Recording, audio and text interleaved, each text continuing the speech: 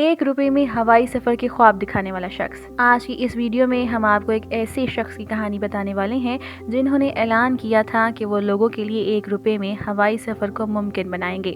آپ دیکھ رہے ہیں آئیکن نیوز یوٹیوب چینل۔ اگر آپ نے اب تک ہمارے چینل کو سبسکرائب نہیں کیا تو ہمارے چینل کو سبسکرائب کریں اور بیل آئیکن دبا کر نوٹیفیکیشن آن کریں۔ یہ سن 2005 کے موسم گرما کی بات ہے۔ آرمی سے سبکدوشی کے بعد تجارت کی دنیا میں قدم رکھنے والے جی آر گوپی ناتھ نے اعلان کیا کہ وہ لوگوں کے لیے 1 روپے میں ہوائی سفر کو ممکن بنائیں گے۔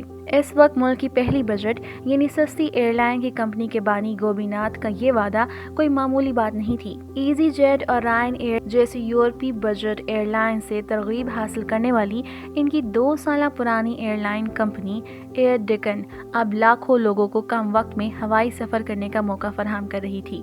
ان کے حریفوں کے مقابلے میں ان کی کمپنی کی ہوائی سفر کی ٹکٹ کی قیمتیں تقریباً نصف تھیں۔ ایئر ڈیکن ایک نو فرلرز ایئر لائن تھی، یعنی ایسی ایئر لائن جس میں سفر کی لاگت کو کم کرنے کے لیے مسافروں کو صرف ضروری سہولیات فراہم کی جاتی ہیں۔ سفر کو سستا بنانے کے لیے فلائٹ انٹرٹینمنٹ، فلائٹ کے دوران کھانا اور بزنس کلاس جیسی غیر ضروری سہولیات پر خرچ نہیں کیا جاتا ہے۔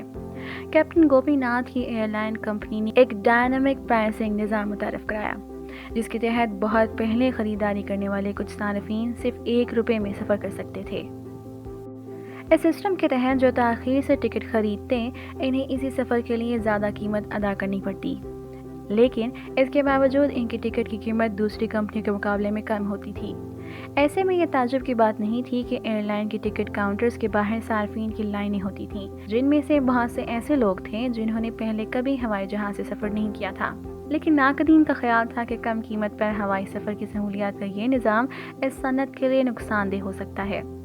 کیپٹن گوپی ناتھ نے اپنی سوانح عمری میں لکھا، 1 روپے میں جہاز کی ٹکٹ نے لوگوں کے تخیل کو ایک نئی اڑان دی اور جلد ہی اس کے متعلق گفتگو ہونے لگی۔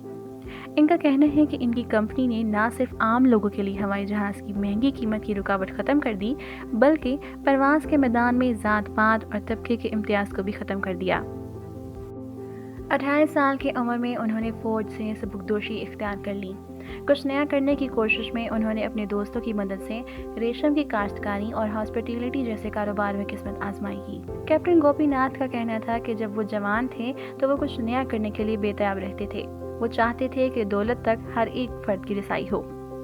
انہوں نے بتایا کہ ان کے دوست کہتے تھے کہ صرف خواب دیکھنا ہی کافی نہیں ہے، بلکہ اپنے خواب کو فروخت کرنے کا ہنر بھی ضروری ہے۔ 1997 میں انہوں نے نجی کمپنی کے طور پر ہیلی کاپٹر سروس شروع کی۔ انہوں نے بتایا کہ ان کی کمپنی کا موٹو تھا کہ نقشے پر کوئی جگہ دکھائیں، ہم آپ کو وہاں پہنچائیں گے۔ سن 2000 میں امریکہ میں چھٹیاں گزارنے کے دوران انہیں انڈیا میں سستی ایئر لائن شروع کرنے کا خیال آیا۔ فینکس میں انہوں نے ایک مقامی ایئرپورٹ دیکھا جہاں سے تقریباً 1000 پروازیں اڑان بھرتی تھیں اور روزانہ تقریباً 1 لاکھ مسافروں کو سہولیات پہنچاتی تھیں۔ انہوں نے بتایا کہ اس وقت ان کے لیے سوچنا مشکل تھا کہ امریکہ کا ایک چھوٹا سا ہوائی اڈہ اتنی پروازیں چلاتا ہے جتنا کہ انڈیا کے 40 ہوائی اڈے مل کر نہیں چلاتے۔ انہوں نے اس سے متعلق مزید معلومات اکٹھی کی اور دیکھا کہ امریکہ میں ایک دن میں 40,000 تجارتی پروازیں چلتی ہیں، جبکہ انڈیا میں صرف 420۔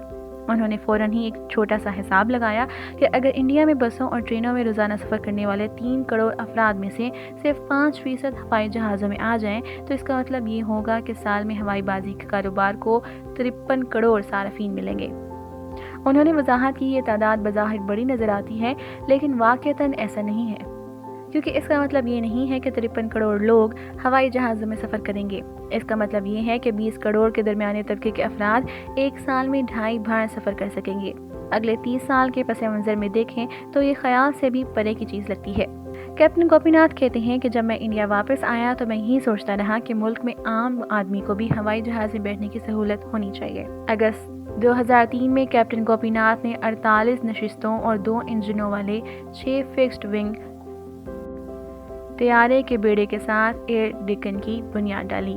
اس کمپنی کی پہلی پرواز جنوبی انڈیا کے شہر ہبلی سے بنگلور کے لیے تھی۔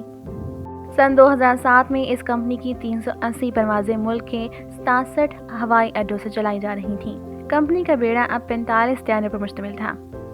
جب کمپنی شروع کی گئی تھی اس وقت کمپنی کے طیاروں میں صرف 2000 افراد روزانہ سفر کر رہے تھے، لیکن 4 سال بعد یومیہ 25,000 افراد سستے داموں میں سفر کر رہے تھے۔